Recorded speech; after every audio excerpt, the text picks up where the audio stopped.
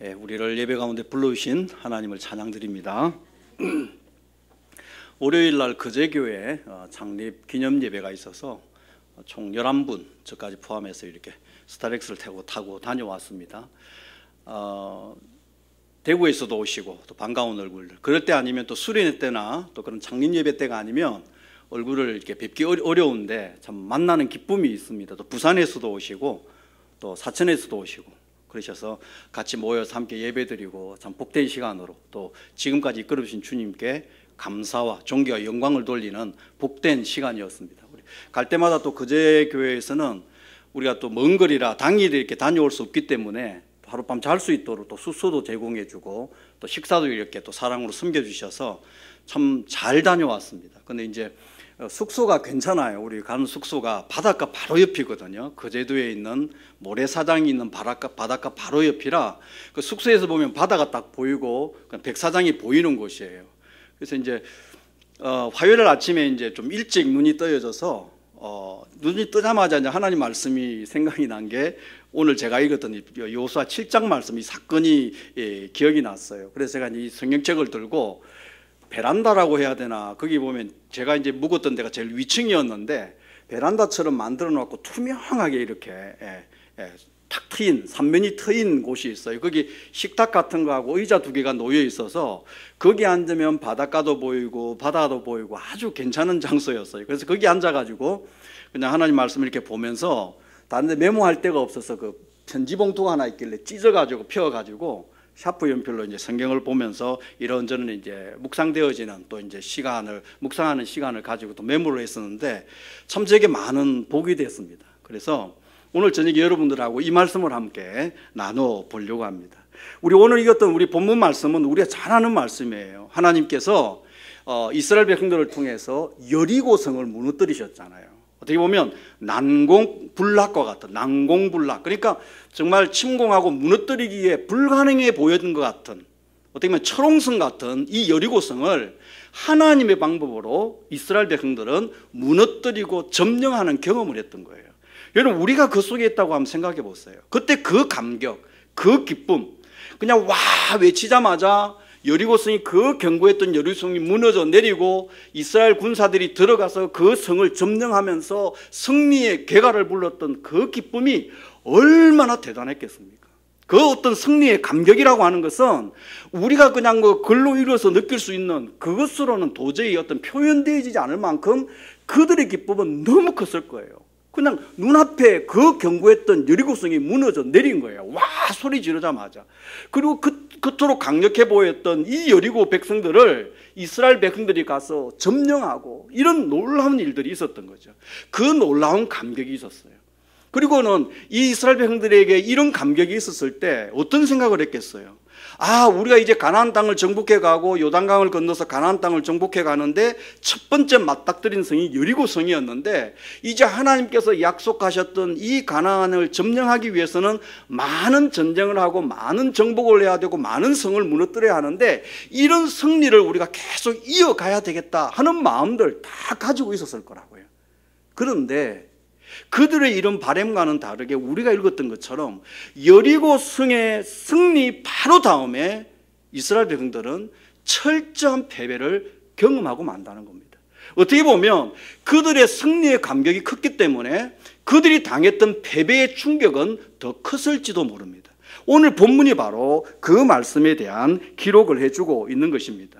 하나님께서 이스라엘 백성들을 애굽에서 이끌어내시고 40년 동안 광야 생활을 하시면서 연단을 하시고 때가 됐을 때 이제 가나안 땅으로 들어가게 하시면서 하나님이 바랐던 건 뭐냐면 너희들이 이제 40년 동안 훈련받았고 새로운 세대로 바뀌었으니까 너희들이 내가 약속한 젖과 꿀이 흐른다고 표현될 정도로 풍성한 가나안 땅에 들어가서 그곳에 이미 있는 가나안 거민들을 몰아내고 너희들이 완전히 정복하기까지 승리의 삶을 살라고 하나님이 이스라엘 백성들에게 바랐던 거예요. 그런데 그런 바람과는 정반대로 이스라엘 백성들은 여리고성의 승리 다음에 바로 아이성의 패배를 맛보고 말았다 하는 것입니다. 왜 그랬을까요? 왜 이스라엘 백성들이 그토록 강력한 성인 여리고성을 무너뜨렸음에도 불구하고 아이라고 하는, 오늘 본문에 있는 것처럼 그 성은 크지도 않았고 강력하지도 않았고 여리고성에 비하면 너무 보잘것없는 성이었음에도 불구하고 그 성을 점령하는데, 그 성에 있는 사람들과 전쟁에서 패배하고 실패하고 말았을까요? 바로 그 이유가 본문에 상세하게 기록되어 있는 것을 보게 됩니다. 그래서 저는 여러분과 함께 본문을 가지고, 본문에서 왜 이스라엘 백성들이 여리고에서는 승리했는데 아이성에서는 실패했는지 그 이유를 한번 함께 찾아보려고 합니다. 왜냐하면 그것은 곧 우리가 영적인 승리의 삶을 지속해 가기 위해서는 어떻게 해야 되는지를 보여주고 있기 때문이다. 그 해답을 우리에게 제시해 주고 있기 때문이다 하는 겁니다. 즉 여리고성에 승리를 했으면 계속해서 승리하는 삶을 살아야 되는데, 아이성에서 실패한 이유는 계속해서 지속적인 승리의 삶을 방해하는 요소들이 거기에 있었기 때문이다 하는 것입니다. 그래서 본문을 가지고 승리의 삶을 지속하려면 이라는 제목을 가지고 우리가 어떤 환경에서 어떤 조건에서도 주님이 원하시는 승리의 삶을 지속적으로 살아가기 위해서는 과연 우리가 어떤 삶을 살아야 하는지 본문에서 말씀하시 주시는 것을 몇 가지 한번 생각해 보려고 합니다. 우리가 신앙생활에 있어서 지속적으로 승리하는 삶을 살기 위해서는 본문에 먼저 보니까 작은 불순종을 용납해서는 안 된다고 말씀해 주십니다. 따라해 볼까요? 작은 불순종을 용납하지 말라. 우리가 지속적으로 승리하는 삶을 살기 위해서는 내 삶에, 우리의 삶에 있는 작아 보이는, 사소해 보이는 불순종을 용납해서는 안 된다는 말입니다. 1절에 보니까 이스라엘 백성들이 아이성 전투에서 패배한 첫 번째 이유를 작은 일에 대한 불순종이었다고 말씀해 주고 계십니다. 하나님께서는 여리고성을 점령하기 전에 여호수아 6장 17절에서 19절까지 있는 말씀에 보니까 명령을 해 주셨어요. 너희들이 여리고성을 점령할 텐데 거기 있는 모든 거민을, 기생 라합과 그 가족들, 친족을 빼고는 다 죽여라라고 하는 명령 하나.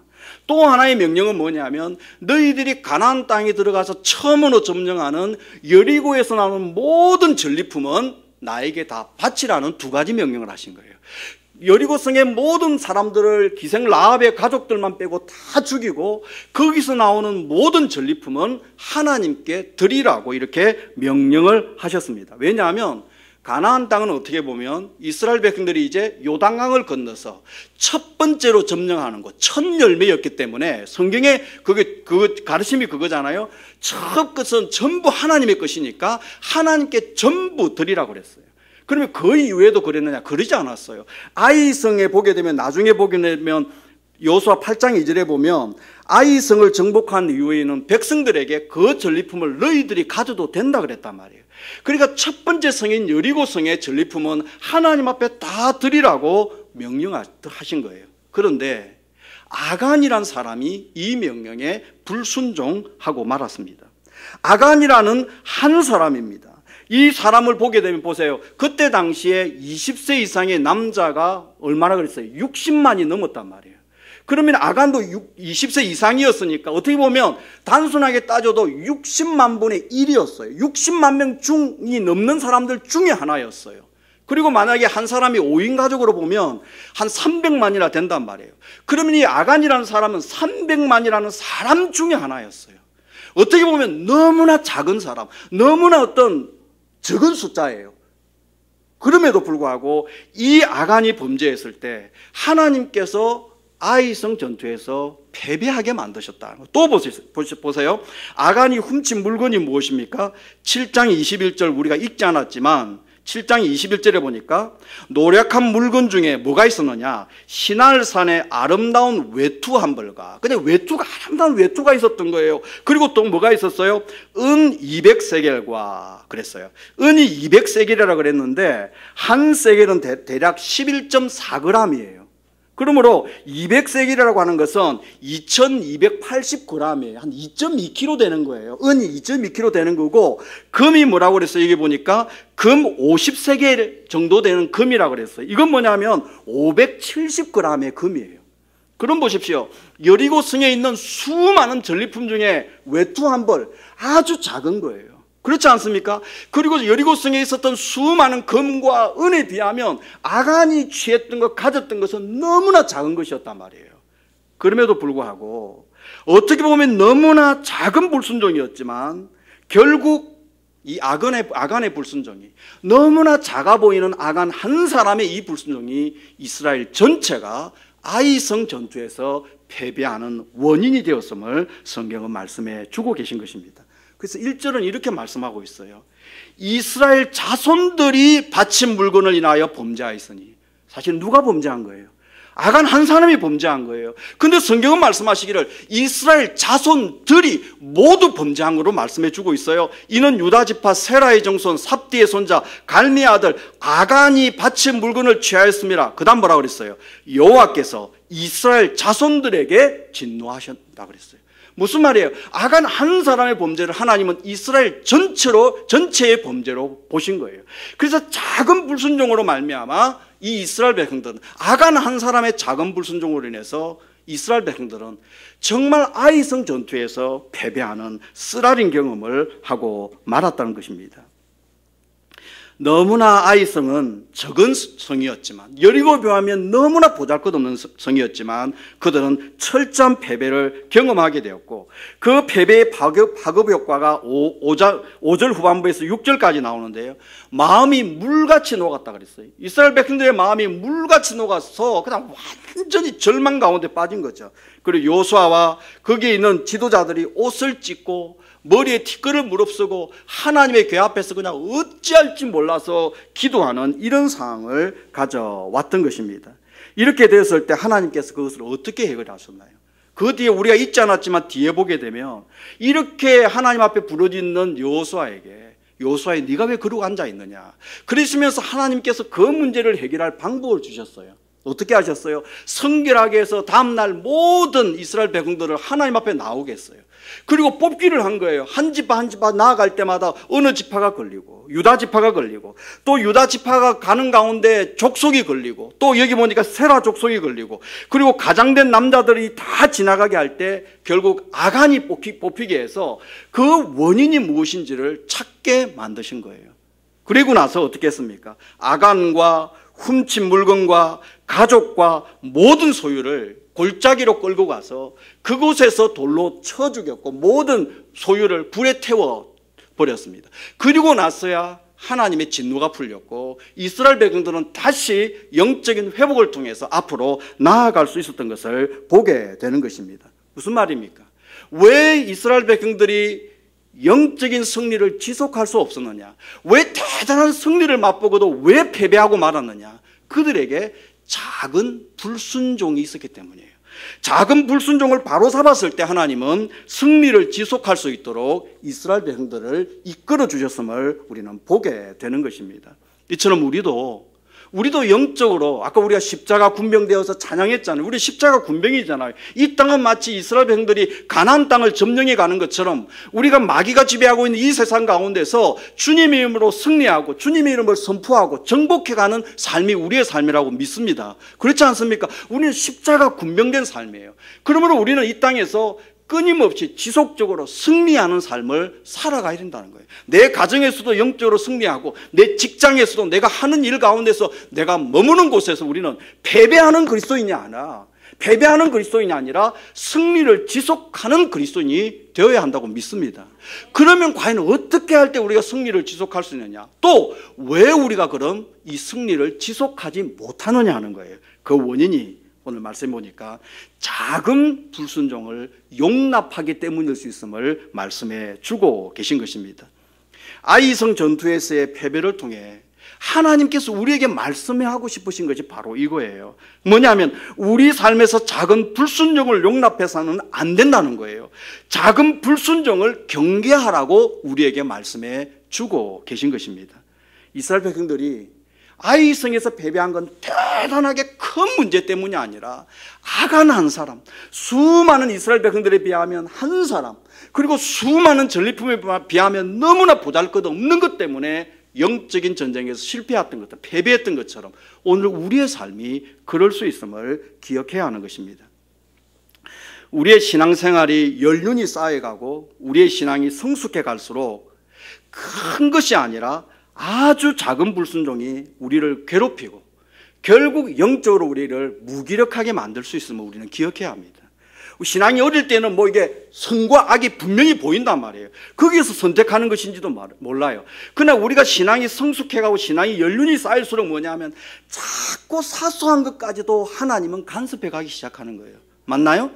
전에는 내가 의식하지 못해 죄로 의식하지 못했고 전에는 내 양심에 걸리지 않았던 것들이 주님과의 관계 속에서 더 깊이 나아가고 주님과의 관계 속에 더 깊이 들어갈수록 그런 전에는 그냥 너무 사소하고 보잘것없게 보았던 것들이 나에게 점점 보이기 시작하고 주님 앞에서 내 신앙 양심을 터치하기 시작한다 하는 것입니다. 사탄의 전순 전략이 있습니다. 그것은 뭐냐면 아주 교활하기 때문에 당장 표시나는 큰 것으로 우리를 공격하지 않습니다. 갈수록 사단은 교묘하게 우리가 느끼지 못하는, 우리가 미처 깨닫지 못하는, 내가 이렇게 신경 쓰지 않는 그런 것들로 우리를 공격할 수 있다는 말입니다. 고린도후서 11장 4절에 보니까 이렇게 말씀했어요. 사단도 자기를 광명의 천사로 가장하나니 그랬어요. 마귀가 우리에게 다가올 때도 마찬가지예요. 지금도 우리에게 다가올 때도 우리가 의식하지 못하면, 깨어있지 못하면 우리도 모르는 사이에 넘어질 수 있는 것들로 우리를 공격해 오는 것입니다. 영적으로 민감하게 깨어있지 않으면 우리 자신이 잘 의식하지 못하는 자꾸 사소해 보이는 것으로 우리를 공격해서 우리를 넘어지게 만들고 우리를 무기력하게 만들고 결국 영적으로 패배하게 만들고 있다는 것 우리 모두가 기억할 수 있기를 바랍니다. 그래서 영적인 삶에 있어서는 작은 틈을 우리가 허용해서는 안 된다는 거예요. 아가서 말씀처럼 우리의 포도원을 흐는 뭐라고 그랬어요? 어떤 여우? 작은 여우를 잡아야 되는 거예요. 마귀는 우리를 공격할 때 큰 것, 대단한 것으로 공격해 오는 것이 아니라 틈을 통해서 우리에게 공격해 오고 큰 것이 아니라 작은 여우, 틈새를 비집고 들어와서 포도원 전체를 망치는 것처럼 우리를 공격해 올 수 있다는 것을 우리는 기억할 수 있어야 하는 것입니다. 우리의 개인 신앙생활에 있어도 마찬가지예요. 주님과의 관계가 깊어질수록 더 작은 것, 더 사소해 보이는 것까지도 주님의 뜻을 우리는 묻게 되어 있어요. 또 주님의 뜻이 어디 있는지 분별하고자 애쓰게 되어 있습니다. 그런 가운데 성령의 다스림과 인도하심 가운데 살아가기를 원하는 간절한 소망 가운데 살아가게 된다는 거예요. 맞나요? 그렇게 될 수밖에 없는 거예요. 우리 거제를 다녀오는데 제가 운전하면서 자세히는 듣지 못했지만 어느 분이 그런 간증을 하셨어요. 뭐냐 하면 집에서 남편이 하는 일이 별로 마음에 안 들었나 봐요. 그래서 속으로 이제 투덜투덜하는 마음이 생겼었나 보죠. 그래서 화장실에 들어가니까 거기서도 아주 불평불만할 거리들이 남편이 만들어 놓고 갔나 봐요. 그래서 그냥 마음에 그냥 불평불만하는 게 마음을 차가지고 있다가 밖으로 나오는데 머리를 어디에 세게 꽉 부딪혔다는 거예요. 근데 그 순간에 번쩍하고 정신이 들기를 내가 이런 불평불만을 하니까 하나님께서 이것을 깨닫게 하시려고 나에게 이러시나 보다 하는 깨달음이 와서 회개하면서 그것을 이렇게 기도하면서 떨어버렸다 하는 말씀을 하시더라고요. 보십시오. 아이고 내가 남편에 대해서 불평하니까 하나님이 바로 머리를 치시네 이렇게 깨닫고 회개를 하셨다고 그랬는데 보세요. 그러지 못하는 사람도 있는 거예요. 남편에 대해서 늘 불평불만이 있고 속으로는 겉으로 그러지 않으면서 마음에는 그냥 있으면서도 겉으로 표현하지 않을 뿐이지 마음에 담고 있는 사람도 있을 수 있는 거예요. 그런 분들은 뭐예요? 그게 하나 둘 자꾸 쌓이기 시작하면 무감각하게 되고 오늘 아간이 숨겨놓았던 것처럼 하나님과 나와의 관계를 가로막고 있는 원인이 그것임에도 불구하고 내가 그것을 깨닫지 못할 수도 있는 거예요. 그러나 하나님께서 그런 것을 즉각 깨닫게 해주시고 하나님 앞에서 나를 살필 수 있게 해주시는 것이 감사한 것이라고 저는 믿습니다. 그래서 하나님께서는 일상에서 자꾸 사소해 보이는 것에도 우리가 예민하게 되기를 원하시고 하나님과의 관계에서 그것을 깨닫고 나가기를 원하신다는 거예요.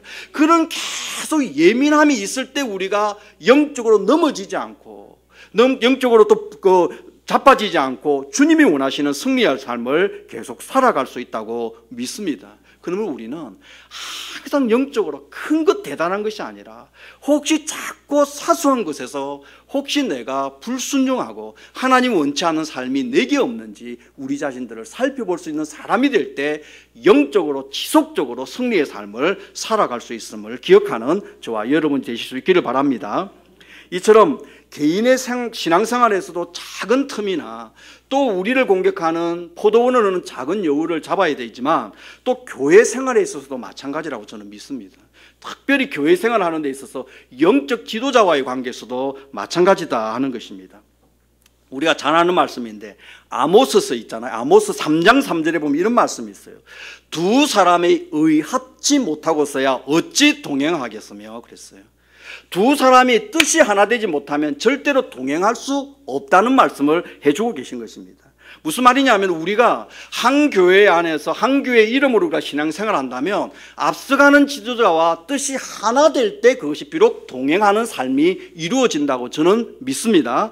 주님께서 우리를 이 교회에 보내시고 우리가 이 교회에 소속된 이상 목사님과 또 앞서가는 영적 지도자와 한 마음 한 뜻이 되어야 되고 한 사상이 되어야 되는 거예요. 그래야 비로소 같이 가는 거예요. 동행하는 거예요. 그런데 그 마음이 하나 되지 않으면 몸은 같이 앉아서 예배드리고 동일한 시간에 예배드리고 동일한 어떤 활동을 하는지 모르지만 그것은 결코 함께 가는 것일 수 없다는 것입니다. 몸은 같이 가는데 마음이 같이 안 가서는 안 된다는 거죠. 영적 지도자의 관계에서도 우리는 거기에 작은 틈이 생기지 않도록 그것을 통해서 작은 여우가 들어와서 우리를 해치지 않도록 우리는 더 깨어있어 있는 저와 여러분이 되어야 할 줄로 믿습니다. 왜냐하면 마귀는 영적 지도와의 관계가 깨어질 때 큰 것, 대단한 것으로 공격하지 않을 수 있어요.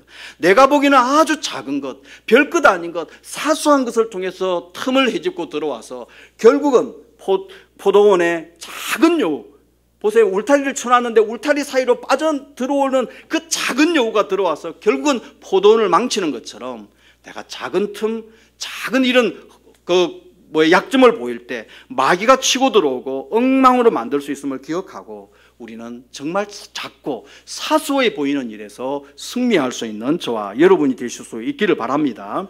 우리의 신앙에서 작은 것을 허용할 때 나중에는 걷잡을 수 없는 결과가 올 수 있음을 알고 주님이 원치 않는 불순종이라면 내 삶에 혹 주님이 원치 않는 불순종이 있다면 그것이 아무리 작아 보일지라도 그것이 아무리 별것 아닌 것 같이 보일지라도 이 시간에 애초에 단호하게 잘라버리고 주님께로 순종의 발걸음을 옮겨놓는 이 저녁이 되실 수 있기를 바랍니다.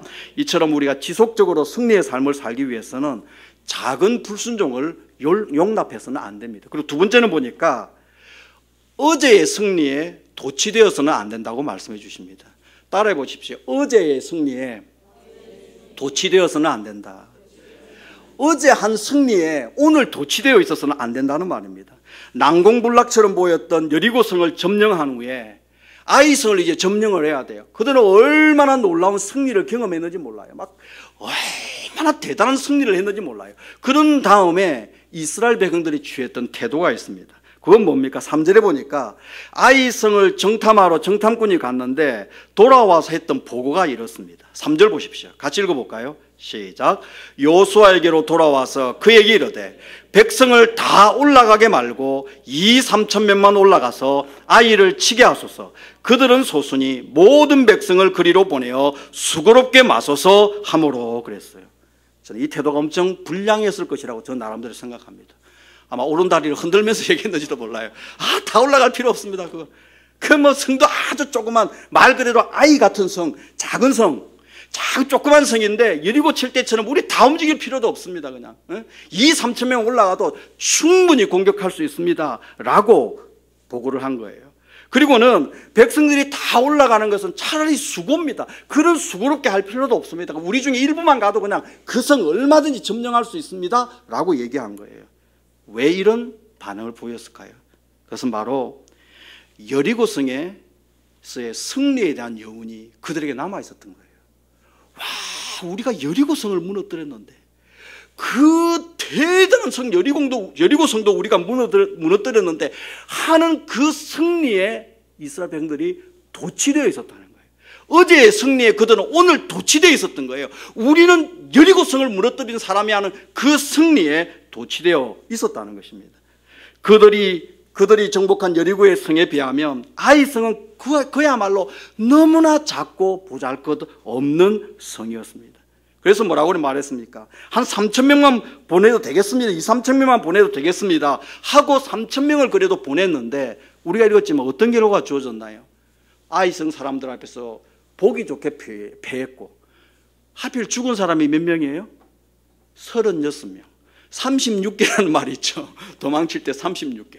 36명의 전사자를 낳고 그들은 후퇴하고 말았던 거예요. 어떻게 보면 전쟁에서 36명이 죽는다는 것은 많이 죽은 것 같지 않지만, 그러나 이 충격이 이스라엘 백성들에게 더 큰 이유가 있어요. 그 뭐냐면 왜 그랬을까요? 여리고의 성의 승리가 너무 컸기 때문이에요. 절대로 그들은 패배하지 않을 거라고 생각한 거예요. 어제의 승리에 도취되어 있었기 때문에 오늘도 우리는 승리해야만 하고 승리할 것이라고 생각했는데, 아이성 앞에 패했을 때 그들의 충격이란 짐작하기 어려울 정도로 너무나 컸습니다. 그런데 왜 이런 결과가 주어졌습니까? 말씀드린 것처럼 그것은 이스라엘 백성들이 여리고성의 승리에 도취되어 있었기 때문이에요. 즉 어제의 승리에 도취되어 있었기 때문에 그들은 오늘 전쟁에서 패배하고 말았던 것입니다. 어제의 승리에 도취되어서 어제 승리했으니까 오늘도 당연히 승리할 거야 하는 착각하고 있었기 때문이었다는 것입니다. 그래서 그 놀라운 여리고성의 승리를 이어가지 못하고 아이성에서 생각지도 못했던 쓰라린 패배를 경험하고 말았던 것입니다. 이처럼 우리가 날마다의 삶이 영적인 전쟁인데, 이 영적인 전쟁에서 승리를 이어가기 위해서는 절대로 어제의 승리에 도취되어 있어서는 안 된다는 것 기억할 수 있는 저와 여러분 되실 수 있기를 바랍니다. 신앙의 시점은 항상 언제여야 돼요? 지금이어야 됩니다. 현재여야 된다는 거예요. 신앙의 시점은 어제도 아니에요. 내일도 아니에요. 항상 지금 현재가 바로 우리 신앙의 시점이어야 함을 믿습니다. 무슨 말입니까? 내가 어제 과거에 뭘 했는데 어떻게 했는데 그것 중요하지 않습니다. 내가 내일 뭘 할 텐데 언제 뭘 할 때 그것 중요하지 않습니다. 하나님 보시는 건 뭐냐? 지금 현재 나의 모습을 보신다는 사실인 것입니다. 지난 주일 오전 예배 때 목사님께서 에스겔서 33장 가지고 방향 잃은 신앙이라는 제목으로 말씀을 전하셨어요. 거기 어떤 내용이 있었습니까? 만약에 선지자가 심판을 선포했을 때 내가 정말 하나님 뜻대로 지금까지 잘못 살았지만 이 하나님 말씀대로 살겠습니다 라고 만약 하는 사람이 있고, 또 뭐냐면 하나님 말씀을 선포했을 때 그걸 듣지 않는 사람이 있다고 그랬어요. 근데 하나님 뜻대로 사는 사람이 있었는데, 그래서 그것 때문에 네가 살 거다, 심판을 면할 거다 했는데 그 말씀을 듣고 불순종하면 이 사람이 어떻게 된다 그랬어요? 심판을 받을 것이라고 그랬어요. 그러나 지금까지는 잘못된 삶을 살아왔지만 선지자가 지나는 심판의 말씀을 듣고 그 순간에 돌이키면 지금까지 어떤 삶을 살아왔느냐에 상관없이 그 사람이 살 수 있을 것이라고 그랬단 말이에요. 무슨 말입니까? 우리의 신앙의 시점은 말씀을 듣는 지금 현재가 중요하다는 거예요. 지금까지 어땠느냐, 앞으로 어떨 것이냐, 그게 아니라 지금이 중요하다는 말씀인 것입니다. 우리는 이스라엘 백성들처럼 결코 어제의 승리에 도취된 신앙이 되어서는 안 된다는 것 기억할 수 있기를 바랍니다.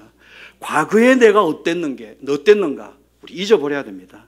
어제까지의 나도, 잠시 전까지의 나도 잊어버려야 합니다. 과거의 신앙의 경험이나 간증이나 체험, 열심에 매여 있지 말라는 거예요. 그리스도인은 어제의 추억을 먹고 사는 사람이 아닙니다. 그리스도인은 결코 어제의 추억, 과거의 추억을 먹고 사는 사람이 아니라는 것입니다. 입만 열면 무슨 대단한 양력을 소개하듯이 자기의 과거를 자랑하는 사람들을 저는 본 적이 있습니다. 그러나 우리는 바울의 고백처럼 뒤에 있는 것은 잊어버려야 합니다. 빌립보서 3장 13절에 바울은 그렇게 고백했습니다. 내가 뒤에 있는 것은 잊어버리고 그랬습니다. 우리도 잊어버려야 합니다. 과거에 멈추어 선 시계는 정상적인 시기가 아니라 고장난 시기일 뿐입니다. 그러면 우리의 신앙의 관점도 과거가 되어서는 안 된다는 것입니다. 중요한 것은 지금입니다. 아무리 과거에 화려한 대단한 간증이 있었어도 그것이 중요한 것이 아니라 진짜 중요한 것은 그렇기 때문에 지금 현재의 내 모습이 어떤가가 더 중요하다고 저는 믿습니다.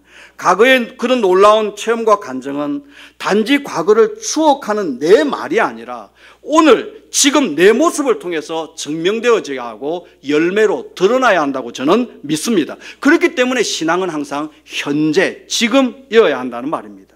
기억하십시오. 어제의 승리가 오늘의 승리를 보장해 주지 않습니다. 절대로 어제의 승리가 오늘 나의 영적인 승리를 보장해 주지 않습니다. 오늘은 오늘일 뿐입니다. 그러므로 우리는 어제 아무리 놀라운 영적인 승리가 있었더라도 오늘은 또 새롭게 출발해야 합니다.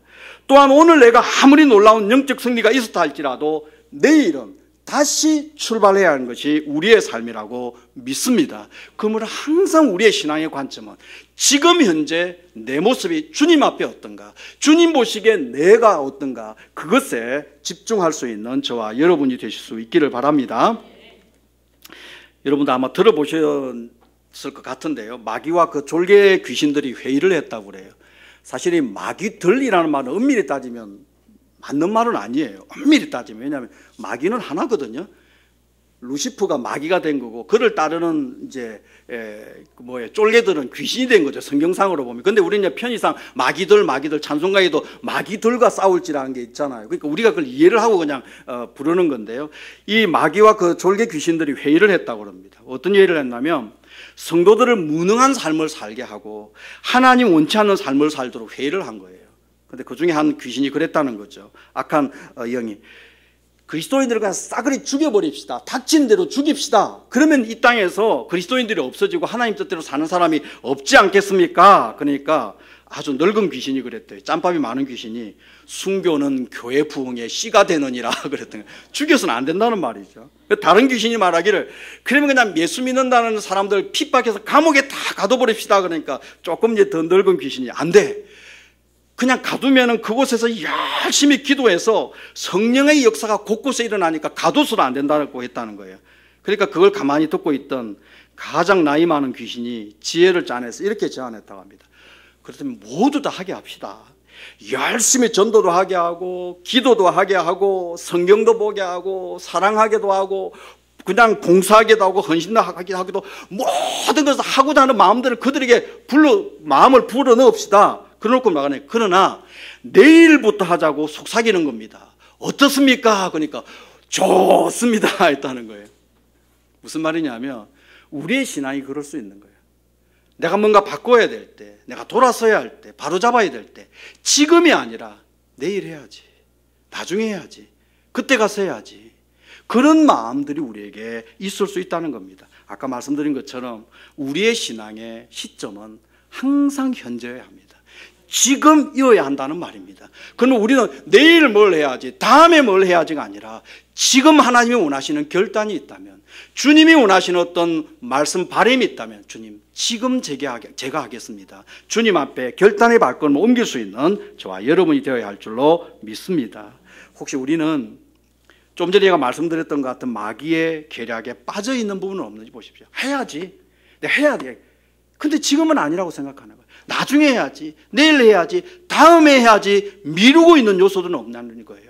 하나님은 지금 하기를 원하시는데 너 미루지 말아라, 지금 해라, 지금 결단해라, 지금 옮겨라, 지금 내가 네 마음을 받기를 원하신다고 하는데 나는 다 안 하겠다는 거 아니에요. 하겠다고는 하지만 지금은 아니라고 미루고 있는 요소들이 없는지 우리 자신들을 한번 돌아볼 수 있기를 바랍니다. 히브리서 3장 13절에 이렇게 말씀합니다. 오직 오늘이라 일컫는 동안에 그랬어요. 우리에게 주어진 시간은 오직 오늘인 거예요. 그러면 오직 오늘이라 일컫는 동안에 그랬어요. 우리가 주님 뜻대로 살아가고 또 주님이 원하시는 삶을 살아가야 할 시점은 지금 오늘이라고 하는 것 기억할 수 있는 저와 여러분 되실 수 있기를 바랍니다. 지금 하지 않으면, 오늘 하지 않으면 영원히 못할 수도 있기 때문입니다. 한자 말 중에 그런 말이 있어요. 일신, 우일신이라는 말이 있어요. 여러분 기억나세요? 일신, 날일자에 새로운 신자에다가 또 우자에다가 일신, 또 날일자에 새로운 신자. 날마다 새로운 날이라는 거예요. 이게 사실은 우리의 삶이 되어야 될 줄 저는 믿습니다. 어제에 매여 있지 않고 오늘은 또 새로운 날이 되어야 되는 거예요. 주님 앞에 주님의 사랑을 더 경험하고 주님께 더 가까이 가고 더 주님을 사랑할 수 있는 새로운 날이 되어야 돼요. 또 새로운 날이 되면 다음 날이 되면 또 그런 마음으로 우리가 나아가야 될 줄로 믿습니다. 날마다 더 주님 사랑하고 날마다 더 깊은 신앙으로 날마다 더 깊은 감격과 감동으로 나아가는 것이 저와 여러분의 삶이어야 함을 믿습니다. 그러므로 우리는 어제의 승리에 도취되어 있는 것이 아니라 오히려 어제의 승리를 경계하면서 날마다 더 새롭고 더 깊은 신앙으로 그 승리의 신앙으로 나아가는 저와 여러분의 삶이 될 수 있기를 바랍니다. 마지막 세 번째로 우리가 신앙생활에 있어서 지속적으로 승리하는 삶을 살기 위해서는 작은 불순종을 용납해서는 안 된다 그랬습니다. 어제의 승리에 도취되어서는 안 된다 그랬습니다. 마지막 세 번째로 본문에 보니까 그것은 뭐냐면 교만해서는 안 된다고 말씀해 줍니다. 교만해서는 안 된다는 거예요. 여리고성에서 승리한 이스라엘이 정말 보잘것없는 아이와 같은 조그만 성인 이 아이성에서 패배했던 이유는 바로 교만 때문이었다는 거예요. 아이성을 정탐한 정탐꾼들의 보고를 다시 한번 아까 3절에 우리가 봤잖아요. 백성을 다 올라가게 말고 2,3,000명만 보내십시오. 모든 백성으로 올라가게 하는 것은 그 수고로움입니다. 그럴 필요 없습니다라고 여호수아에게 보고했습니다. 그야말로 교만이 철철 넘치는 복인 거예요. 그런 것을 보게 됩니다. 모든 것을 하나님의 지시대로 순종했던 여리고성과는 완전히 상반된 거예요. 그들이 여리고와 전쟁할 때 어떻게 했습니까? 하나님께서 여호수아에게 말씀해 주시는 대로 아무 소리도 내지 않고 군사 앞서가고 그 뒤에 나팔 부는 제사장이 따르고 그 다음에 하나님의 언약궤가 따라가고 뒤에는 군사들이 쭉 서서 나팔이 하루에 한 바퀴 돌고 와서 하루를 자고 그렇게 6일째 하고 7째 날에 7바퀴를 돌고 아무 목소리를 내지 않고 있다가 마지막 7째 날 7바퀴를 돌고 제사장들의 양각 나팔 소리가 뿌하고 들릴 때 그들이 함성을 외쳤을 때 여리고성이 무너져 내린 거예요. 그러므로 여리고성을 그들이 점령한 것은 철저하게 하나님 말씀에 순종하고 하나님 뜻대로 그들이 순종함으로써 여리고성을 무너뜨렸던 거예요. 그런데 이제 아이성 전투에서는 어떻게 했습니까? 그들이 정탐하러 갔을 때 돌아왔을 때 그리고 어떻게 전쟁을 해야 되겠다는 모든 계획 속에 하나님은 철저하게 배제되어 있습니다. 우리가 다 올라갈 필요도 없습니다. 2,3,000명만 가도 저 성은 얼마든지 점령할 수 있습니다. 자기들 생각으로 계산했고 그리고 몇 명이 전쟁에 나가야 되며 어떻게 전쟁해야 될지를 자기들이 다 계산해서 자기들이 다 한 거예요. 자기들 마음대로 한 거예요. 왜 2,3,000명만 보낸다는 결론을 내린 줄 아세요? 8장 25절에 보니까 이 아이성의 인구가 전체 인구가 12,000명이라고 했어요. 12,000명이에요. 그렇게 보면 보세요. 아까도 말씀드린 것처럼 이스라엘의 남자 장년이 60만일 때 5인 가족을 볼 때 300만이라고 그랬잖아요. 그러면 만약에 12,000명이 아이성의 인구라고 볼 때 군사들을 만약에 5명 중에 그 5명 중에 한 사람이 군사라고 본다면 뭐냐면 대략 2,400명이 되는 거예요. 그렇게 뽑아보면. 그러니까 아이성에서 싸울 전투에 나올 만한 사람이 2,400명 정도로 그들이 계산한 거예요. 그래서 그들이 뭐냐면 2,3,000명 나가도 이길 수 있습니다라고 하는 게 철저하게 인간적인 계산에서 나온 것이었어요. 그냥 뭐 2,3,000명만 갑시다 한 것이 아니었다는 거예요. 그런데 놀라운 것은 뭐냐면 이 이스라엘 백성들이 생각하기를 1대1로 싸워도 자기들은 얼마든지 이길 수 있다는 생각을 가진 거예요. 우리가 누군데? 우리가 뭘 무너뜨렸어요? 우리가 여리고성도 무너뜨린 사람들인데 아이성 사람들 1대1로 우리가 전쟁해도 얼마든지 이길 수 있다고 생각해서 2,3,000명만 보냈다고 하는 거죠. 우리가 누군데 저까지 쯤이야 그들이 생각했던 거예요. 그래서 3,000명쯤 올라갔고 결과는 전혀 예상치 못한 패배를 맛보게 된 겁니다. 결국 원인이 뭡니까? 그들이 교만했기 때문이에요.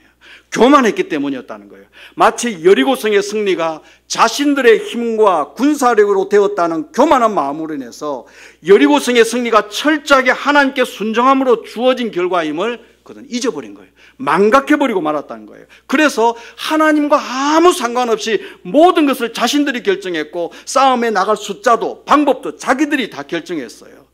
그런 이스라엘 백성들에 대해서 하나님이 한 말씀 하셨어요. 그게 뭐냐면 우리가 읽었던 마지막 12절 후반부에 있는 말씀입니다. 12절 제일 끝에 보면 이렇게 말씀했어요. 내가 다시는 너희와 함께 있지 아니하리라 그랬습니다. 무슨 말이에요? 너희끼리 참 잘하는구나. 그러니까 너희끼리 다 해봐라. 너희끼리 잘해봐라라고 하나님께서 그들과 함께 하시지 않겠다고 말씀해 주고 계신 것입니다. 왜냐하면 교만했기 때문에. 이스라엘은 여리고성에서의 놀라운 승리를 지속하지 못하고 전혀 예기치 못하게 아이성에서 철저하게 패배를 경험하고 말았다는 사실을 우리는 기억해야 합니다.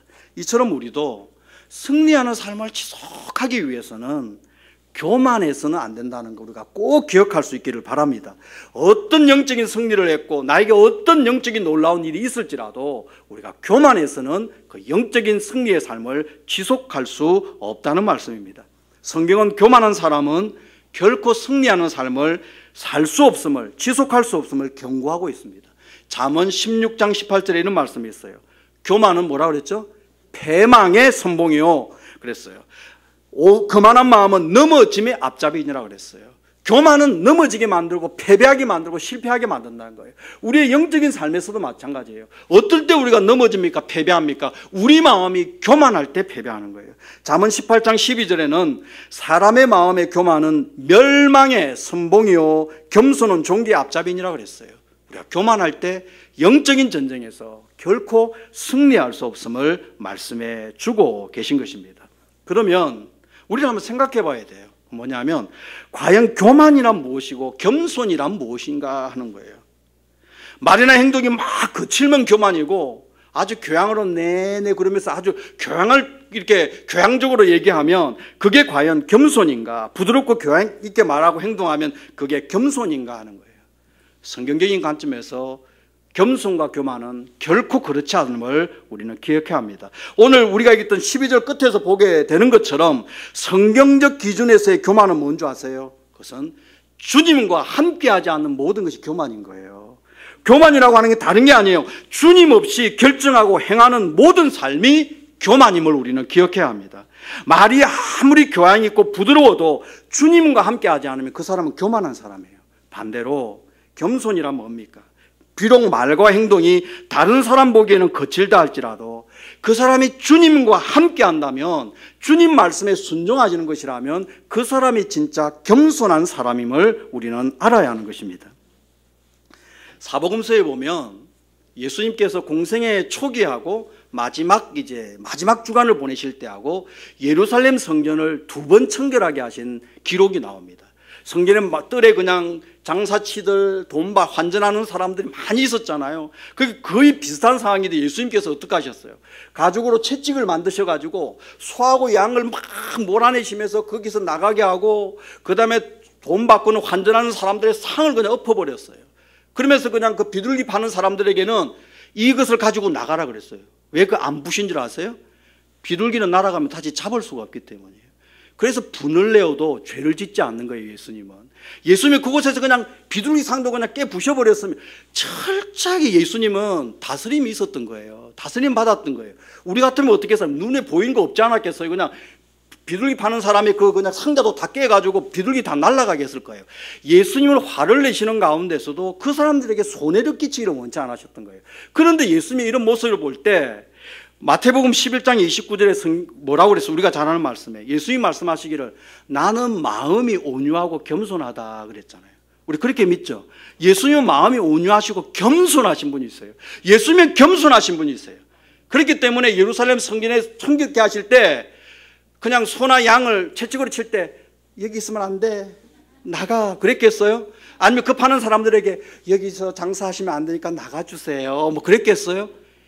이게 겸손인가요? 예수님은 채찍을 만드셔서 소와 양을 거기서 후려 갈겨서 쫓아내셨어요. 돈 바꾸는 사람들의 상을 그냥 엎어버리셨단 말이에요. 그리고 그곳에 있는 사람들을 왜 만민의 기도하는 집을 이따위로 만드느냐고 소리치셨어요. 그 모습은 하나도 겸손해 보이지 않아요. 과격하셨어요. 그러면서 예수님은 스스로 말하기를 나는 겸손하다 그랬어요. 그럼 겸손이 뭐냐는 거예요. 교양 뜨는 게 겸손이 아니라는 거예요. 말을 부드럽게 하고 행동을 부드럽게 한다고 해서 그것이 겸손이 아니라는 거예요. 때로는 겸손하지만 하나님의 뜻이 아니면 화도 내야 되고 하나님의 의로운 분노를 드러내야 되지만 그 모든 것이 주님의 뜻 안에서 말씀에 순종하는 사람이 겸손한 사람인 거예요. 그럼 이스라엘 백성들이 왜 여리고성에서는 승리했는데 아이성에서는 패배했느냐? 그들에게 교만이 찼기 때문이에요. 우리가 여리고 성도 무너뜨렸는데 저 아이 성쯤이야 했기 때문에 그들은 넘어진 거예요. 그들은 실패하고 말았던 것입니다. 그러므로 우리는 성경적인 기준에서 겸손이 뭐고 교만이 뭔지를 분명히 알아야 합니다. 그리고 이 말씀의 기준에서 나는 과연 겸손한 사람인가 교만한 사람인가 주님 앞에서 우리 자신들을 한번 살펴보는 이 저녁이 되기를 바랍니다. 매사를 주님의 뜻 안에서 순종하는 삶을 사는가 아니면 내 마음대로 결정하고 행동하는가 하는 거예요. 나는 참 겉으로는 부드러워 보이고 다른 사람한테도 참 부드럽게 얘기하고 다른 사람한테도 정말 무리 없이 지내는 것 같지만 매사 말 하나 행동 하나 생각 하나 판단 하나가 정말 내면에서 주님과의 관계 속에서 주님 뜻대로 하지 않는다면 그 사람은 주님 보시기에 지독히 교만한 사람이에요. 그래 겉으로는 털털대고 다른 사람이 보면 그냥 이렇게 굉장히 그렇게 보여도 그 사람이 말 하나 행동 하나 모든 것들을 주님께 묻고 행하고 있다면 그 사람이 가장 겸손한 사람이라는 거 우리가 기억할 수 있기를 바랍니다. 저와 여러분은 주님 앞에서 겸손한 사람들 될 수 있기를 바랍니다. 매사를 묻고 여리고성을 점령할 때처럼 하나님 어떻게 할까요? 우리가 어떻게 싸워야 합니까? 누가 전쟁에 나가야 합니까? 어떤 방식으로 싸워야 됩니까? 묻고 겸손하게 주님 앞에 나갔을 때 여리고성에 승리를 주셨던 것처럼 우리가 주님 앞에 겸손히 묻고 나갈 때 그 승리의 삶을 지속하게 만들어 주신다는 것 기억할 수 있는 저와 여러분 되실 수 있기를 바랍니다. 거제교회 창립기념예배에 다녀왔는데요. 참 이 시간 비로소 참 감사 또 주님께 영광 돌려드립니다. 또 풍성한 대접을 받고 왔는데 가서 이제 예배 끝나고 이제 간식을 이렇게 먹고 둘러서 이제 이렇게 다과를 먹는데 사천 장로님께서 이제 오시더니만 내일 일정이 어떻게 되느냐, 화요일 일정이 어떻게 되느냐 그래서 아직 결정된 건 없지만 아마 숙소에서 자고 아침을 거제교회에서 또 이렇게 섬겨주신다, 사랑으로 또 대접해 주신다 해서 먹고 아마 올라가야 될 것 같습니다. 그러니까 이제 사천 장로님이 이제 권사님하고 이렇게 부르시더니만 그럼 가는 길에 사천 쪽에 와서 점심을 먹고 가면 어떻게 했느냐. 작년에도 우리가 그랬거든요. 그래서 먹고 갔는데 그러면 어떻게 했느냐 그러셨어요. 제가 뭐라고 대답했을까요? 예? 기도해보고 전 그렇게 신령한 사람 아니에요. 뭐라고 그랬냐면 제가 목사님께 보고 드려보고 목사님께서 말씀하시는 대로 제가 그대로 순종하겠습니다. 그러니까 내일 아침에 연락드리겠습니다. 그렇게 말씀을 드렸어요. 근데 이제 거기서 식사하러 가는 얘기가 이렇게 돌았는지 어땠는지 몇 분들이 내일 몇 시에 어떻게 사천으로 가니 어떻게 그런 얘기가 나오는 거예요. 그래서 제가 아무 대꾸도 하지 않았어요. 그래서 이제 그 다음 날도 이제 그 식사를 하고 목사님께서 이제 그 주변을 조금 이제 같이 좀 움직일 때가 있어가지고 움직이고 이제 우리가 그 사천으로 옮겼거든요. 그래서 이제 그렇게 옮겨갔는데 사천에서 식사를 하고 났는데 또 식사를 하는데 우리 권사님이 작년에도 그랬는데 사천 지교회에 좀 가서 잠깐 다과를 먹고 가라는 거예요. 그것도 뭐냐면 제가 왔으니까 여기까지 가지 한 게 아니었어요. 그래서 제가 계속 그냥 어떻게 해야 되는가 하다가 어떤 분에게 이제 질문을 한 거죠. 질문을 드리면서 혹시 가셔서 이게 가도 시간이 되느냐 물으니까 그분이 기왕에 온 거 그냥 거기 들렀다가 가도 좋겠습니다 라고 하더라고요. 그래서 제가 저 나름대로 이게 하나님께서 그렇게 또 원하시나 보다 이제 생각을 하고 가서 이제 다가도 먹고 이렇게 올라왔어요. 제가 뭘 말씀을 드리냐면 저는 많은 경우에 이번에 거제교회 갈 때도 많은 분들이 신청했지만 제가 목사님한테 대여섯 번을 보고를 드렸어요. 목사님 이런 분이 신청했습니다. 이런 분이 신청했습니다. 왜 그런 줄 아세요? 물론 그렇게 생각할 수도 있죠. 내가 판단하고 결정할 수도 있지만 저는 교회 안에서 목사님이 저에게 주신 권위라고 생각하는 거예요. 목사님이 저희 위에 세우신 권위예요. 그래서 저는 그 권위 아래 있기를 원하는 거예요. 그래서 뭐냐면 모든 것들을 내가 스스로 결정하고 대답하고 행동하는 것이 아니라 기왕이면 하나님께서 더 분명한 뜻을 보여주시는 것에 순종하기를 원하는데 저는 교회 사역이나 많은 경우에 있어서 목사님을 통해서 응답받기를 원한다는 거예요. 우리가 모든 매사에 마찬가지예요. 그래서 제가 뭘 말씀을 드리려고 하느냐면 우리가 어떤 일에 있어서 어떤 결정을 하고 무엇을 할 때 내 마음 내 뜻대로 할 것을 내가 영적으로 주님께서 나에게 주셨다라고 하는 너무 신령한 사람이 되지 않아야 되겠다는 거예요. 무슨 하나님의 감동, 하나님이 주시는 감동으로 생각한다면 저는 성령의 은사 중에 제일 마지막이 뭐예요? 성령의 열매 중에 제일 마지막이 절제예요. 절제. 사랑부터 시작해서 절제로 간다는 거예요. 왜냐하면 막 잘못하면 이게 가다면 절제가 없으면 엉망이 될 수 있는 거예요. 그래서 우리도 마찬가지라고 생각해요. 나에게 만약에 성령의 역사가 있다면, 같은 성령을 가지고 같은 마음을 가지고 있다면 동일하게 역사하시라고 저는 생각을 해요. 그렇기 때문에 나에게 역사하시고 나에게 말씀하시는 성령만 옳다고 주장해서도 안 되는 거예요. 그래서 자꾸 묻는 거예요. 주님께도 묻지만 사람에게도 주님께 기도하면서 묻는 거예요. 하나님, 내일 사천 장로님이 이렇게 말씀하시는데 어떻게 해야 될까요? 목사님을 통해서 응답해 주십시오 라고 묻는 거예요. 그럼 식당에서 식사를 하는데 사천 지교에 들렀다 가세요. 어떤 분들은 여기까지 하니 들렀다 갑시다 했지만 저는 거기에 대답하지 않았어요. 그럼 뭐냐 하면 또 제가 나름대로 기도하면서 어떤 분에게 질문한 거예요. 거기 들렀다 가셔도 시간이 충분하겠습니까? 왜요? 하나님께 묻는 거예요. 그분에게 묻는 게 아니라 하나님께 묻는 거예요. 그러니까 그분이 들렀다 가도 충분하겠습니다. 그랬을 때 제 마음 가운데 이렇게 하나님이 응답해 주시는구나 생각한 거예요. 왜요? 저는 부족하니까. 내가 연계가 확 열려서 하나님이 또 OX를 탁탁 분별해서 갈 수 있다면 얼마나 좋겠어요. 저는 그런 사람 아직 보지 못했어요. 또 그런 사람이 과연 있을까도 싶어요. 우리는 부족하잖아요. 육을 입고 살잖아요. 주님을 만날 때까지는 부족한 사람들이에요. 그러므로 제가 아까 말씀드린 것처럼 주님께도 묻지만 목사님 건의 아래 묻기를 원하고, 또 목사님이 계시지 않을 때는 기도하는 마음으로 다른 사람에게 물음으로써 내가 하나님 노릇하면서 내가 결정하고 내가 하지 않도록 그만큼 조심조심하는 거예요. 왜요? 높아지면, 교만하면 절대로 제대로 분별할 수 없고 영적인 전쟁에서 승리할 수 없기 때문입니다. 그러면 우리는 참 예수님이 정말 겸손하시다면, 예수님이 온유하신 분이시라면, 그 예수님이 우리 속에 계시면 우리는 온유하고 겸손해야 한다고 믿습니다. 그건 내가 어떻게 해야 되겠다가 아니라 주님이 내 안에 계시면 우리는 겸손한 사람이 되게 되어 있어요. 주님이 내 안에 계시면 우리는 온유한 사람이 될 수밖에 없다고 믿습니다. 그럼 겸손한 사람은 뭐라고요? 주님 뜻대로 살아가는 사람이에요.